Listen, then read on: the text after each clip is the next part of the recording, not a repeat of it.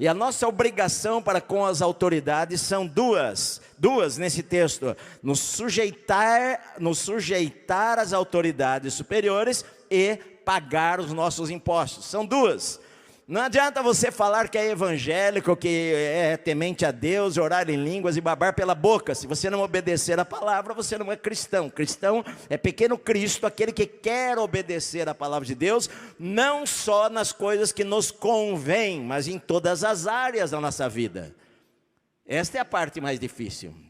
Mas Jesus, quando ele... Deixa a gente entender o contexto disso que Paulo está dizendo. Porque você pode pensar o seguinte: bom, Paulo está falando isso porque ele não estava debaixo do governo que nós estamos, ou que em tal país está, ou num país totalitário, comunista. Na verdade, Paulo está escrevendo aos Romanos por volta do ano 55 a 58, e dali a alguns anos, acredita-se que no ano 64, Paulo foi decapitado e Pedro foi crucificado de cabeça para baixo por este governo, que Paulo diz que nós devemos nos submeter. O governante era Nero. Nero foi um dos piores imperadores do Império Romano. E na Judéia era Herodes o Grande, aquele que mandou matar as crianças quando Jesus nasceu, crianças de 2 anos para baixo, e Herodes, os filhos de Herodes, que dividiram depois toda a Galiléia, a Judéia, cada um deles ficou com uma parte, e que eram pessoas perversas, eram governos totalitários, não havia democracia, não havia opinião, você tinha que obedecer e fazer, porque qualquer coisa você poderia pagar com a sua própria vida. Havia pena de morte e você seria morto se você se levantasse contra o governo. Você vê na Bíblia alguns grupos se levantando contra o governo, inclusive até pessoas pensam que Paulo, quando houve o tumulto lá no templo, pessoas pensaram: quem é esse cara aí? Esse é aquele que levantou um tumulto certa vez? Não, não é ele, porque era normal se levantar, os judeus principalmente levantavam sempre alguma revolta contra o governo romano. E todas essas revoltas eram abafadas ou desfeitas à força da espada, à força de morte. Então os líderes que levantavam algum tumulto, uma revolta contra o governo de César romano, ou contra Herodes, acontecia o que aconteceu com João Batista, que teve a sua cabeça servida num prato. Havia a escravidão naquela época era muito grande. Para cada pessoa livre havia pelo menos 3 escravos lá no Império Romano. Jesus, quando ele veio pregar, se você for ver, Jesus, ele não foi o foco de Jesus foi a vida espiritual. Ele até falou: meu reino não é deste mundo. O foco de Jesus foi falar do reino de Deus. O foco de Jesus não foi, por exemplo, Jesus não levantou os seus discípulos e contrariou a grande parte deles, inclusive, que eles achavam que Jesus seria um líder político. Mas a igreja não é política. Isto não quer dizer que a igreja não se envolva com assuntos políticos, mas a igreja não é política. Então olha só, Jesus ele não levantou nenhuma rebelião contra Roma, ele não levantou nenhuma rebelião para libertar a Israel da opressão romana, nada disso daí. O que Jesus falava era que uma vida transformada vai fazer com que haja uma sociedade transformada. Porque não adianta nós colocarmos governos apenas de nome cristão. Isto não resolve. O que precisa é haver uma transformação na vida das pessoas. Quando o reino de Deus entra na vida das pessoas, então nós vamos entender as Escrituras para votar mais corretamente, colocar sobre nós líderes mais justos, que é o que a Bíblia diz que nós devemos fazer. Nós vivemos em uma democracia, isso quer dizer que nós podemos ter opinião. Aqui não está dizendo que nós não devemos ter a nossa opinião, ou que nós não devemos participar de alguma passeata requerendo alguma coisa. Não está dizendo isso daí. Mas o que nos está dizendo é que nós devemos ser submissos às autoridades, sejam elas quais forem elas. Porque diz aqui que todos, e isso inclui eu e você, que todos estejam sujeitos as autoridades superiores, não está dizendo se a autoridade é boa, se a autoridade é crente, se a autoridade é ímpia, se a autoridade é evangélica, se a autoridade é feiticeira, se a autoridade é César, se a autoridade seja quem for. Está dizendo que todos nós devemos ser submissos às autoridades, seja um governo de direita, seja governo de esquerda, seja presidente, seja rei, seja o que for. A Bíblia diz que nós devemos nos submetermos às autoridades superiores. E Pedro fala em 1 Pedro, ele diz que nós devemos honrar o rei. Honrar o rei. 1 Timóteo capítulo 2, versículos 1 e 2 diz que nós devemos fazer orações e súplicas em favor de todos os homens, e devemos orar pelas autoridades, todos que exercem autoridades, para que nós vivamos uma vida tranquila. Então a nossa obrigação como cristão, em primeiro lugar, é orar pelas autoridades e nos submeter a elas. É isso que Deus quer, é isso que nós mostramos no nosso cristianismo, porque Paulo ele escreve para a capital do império, ele escreve onde os cristãos iriam ser perseguidos, estava começando uma perseguição.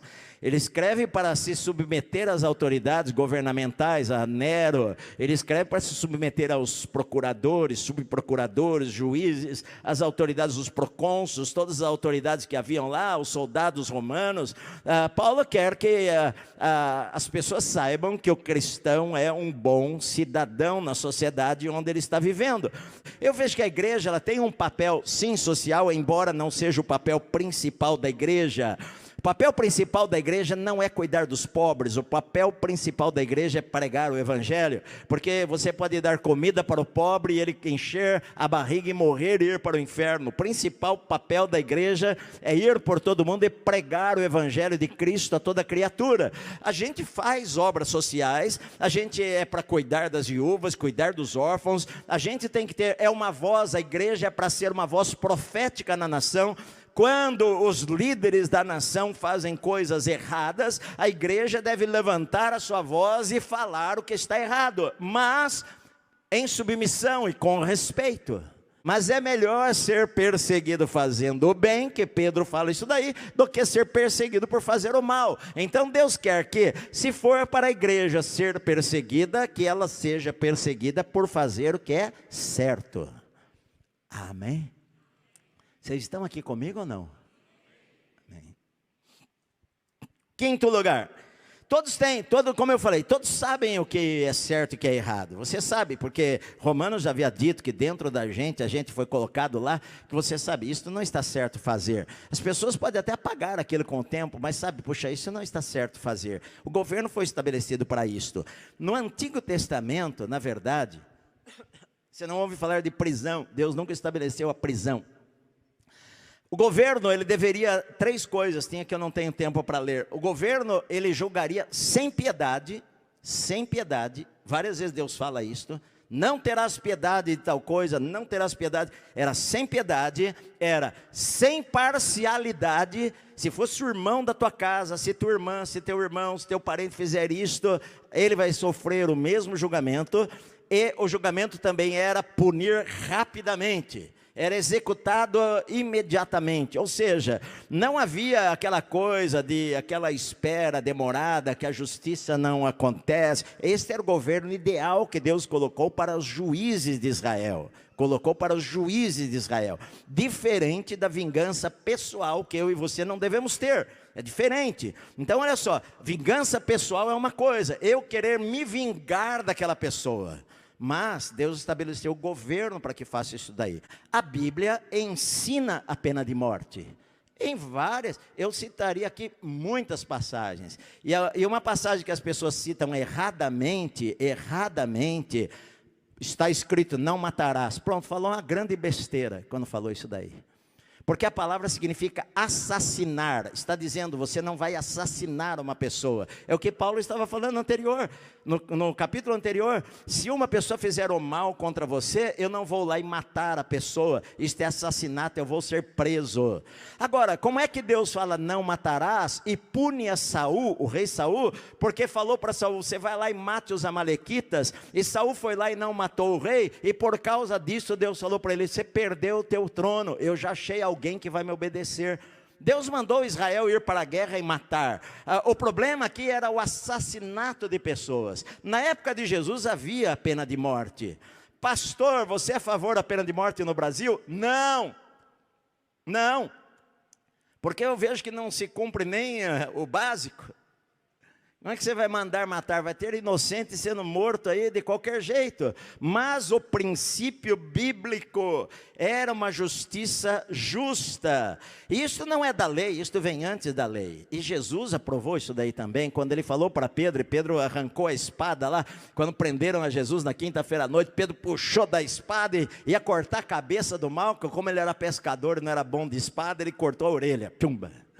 Cortou a orelha caiu no chão. Jesus pegou a orelha de Malco, colocou no lugar e falou para Pedro: guarda a tua espada, porque quem fere com a espada vai ser ferido pela espada também. Ou seja, se você usar a tua espada para cortar a cabeça de alguém, vão cortar a tua cabeça também. Jesus falou isso daí para Pedro.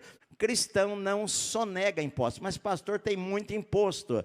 Eu vou falar uma coisa para você. Lá em Israel, eles pagavam imposto de tudo quanto é coisa. O pescador tinha imposto para ele lançar a rede no mar. Depois, quando ele pescava o peixe e trazia a rede cheia de peixe, era contado cada peixe pagava o imposto daquele peixe que era pescado. Eles pagavam imposto sobre tudo, por isso que os cobradores de impostos, que eram judeus, eram odiados pelas pessoas. Interessante que no grupo de Jesus, se você for ver a equipe de Jesus, era uma equipe que nenhum de nós nunca chamaria, né? Mateus era cobrador de impostos, que todo mundo odiava. Simão era zelote. Os zelotes eram contra o governo, eles não pagavam impostos, eles eram revolucionários. Os zelotes pegavam em armas, matavam soldados, eram terroristas, né? Eles, em nome da lei, eles não aguentavam, não aceitavam um governo que não fosse de um judeu. Então, eles levantavam revoltas o tempo inteiro. E um dos discípulos de Jesus, evidentemente que se converteu, era Simão, o zelote. Ele era do partido radical e se entregou a Cristo e seguiu a Cristo e tornou um dos apóstolos. Então, olha só, nós temos meios legais e ilegais. O cristão não faz meios ilegais. Ponto final. Ponto final. É isto. O cristão faz o que é certo. Quem vai julgar não é o pastor da igreja, quem julga é Deus.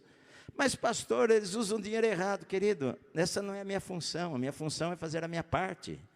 Eu acredito que Deus, por isso que Paulo fala o seguinte, olha, paguem a todos que lhes é devido. A quem tributo, tributo, a quem imposto, imposto. Por que tributo, imposto? Porque havia muitos tributos e havia muitos impostos diferentes.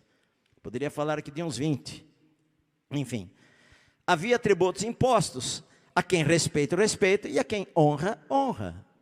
Olha só, queridos, o que eu vejo é o seguinte, nós como cidadãos, o que Paulo está querendo estabelecer como princípio aqui, primeiro, ele quer responder aquilo que ele estava ensinando, que o cristão no seu coração não tem ódio de ninguém, que o cristão no seu coração não tem raiva de ninguém, que o cristão no seu coração abençoa os seus inimigos, que o cristão, se o seu inimigo tiver fome, ele vai lá e dar pão para ele, se tiver sede, ele vai dar água para ele, se alguém puxar o tapete no trabalho dele, ele ora por aquela pessoa e abençoa aquela pessoa, se alguém lhe der um tapa no rosto direito, ele vira o outro rosto, pronto.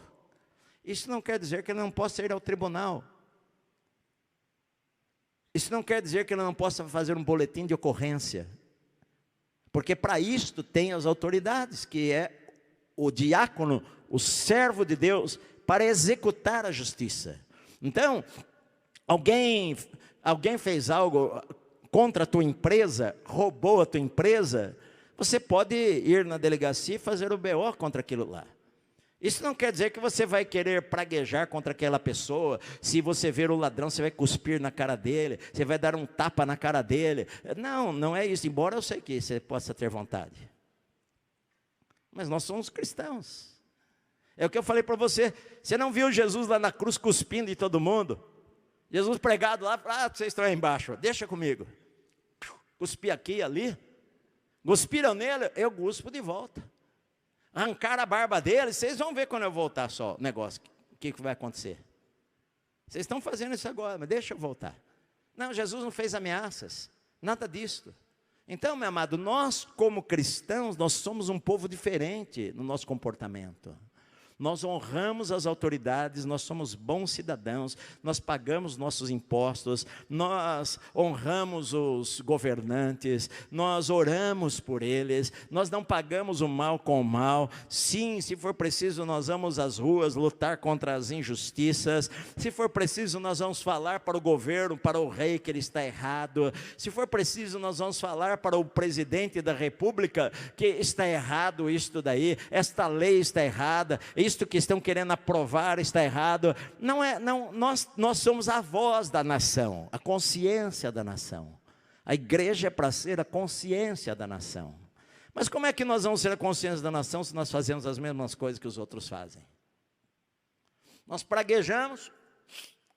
Querido, não existe governo cristão. Nós lutamos em um país para ter, às vezes, um presidente da república que tema a Deus, etc, etc, mas não tem um país cristão. Cristãos são pessoas.